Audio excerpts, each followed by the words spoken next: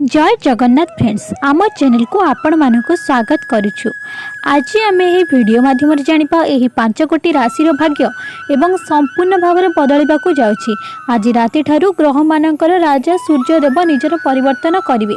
सूर्यदेव राशि कन्या ठारू वृष राशि पर्यंत प्रवेश करिवे, जेउठारे प्रथम रु ही शनिदेव विराजमान रहिछन्ति। एही परिवर्तन कारण किछि राशि भाग्य विशेष भाव में बदलवाक जाउछि। तबे सेही 5टी राशि विषय जानिबा आगरु अनुरोध वीडियोटी को गोटे लाइक शेयर कमेंट कर दिंतु। चैनल रे नुआ करी आसीथिले चैनल टी को सब्सक्राइब करी पाखरे आसीथिबा बेल आइकन को ऑल क्लिक कर दिंतु।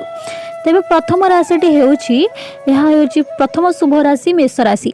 मेष राशि भाग्य एबे अचानक भाव में चमकिबाकू जाउछि। एही राशि भाग्य रे एबे अनेक प्रकार खुशी आसी पारे।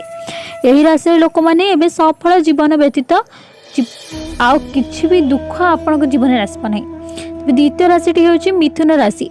बहुदिन पर मिथुन राशि जीवन को एक खराब समय दूर होगा जाऊँगी, जहाँफल यही राशि व्यक्ति मान को बड़ सफलता मिलबार संभावना रही।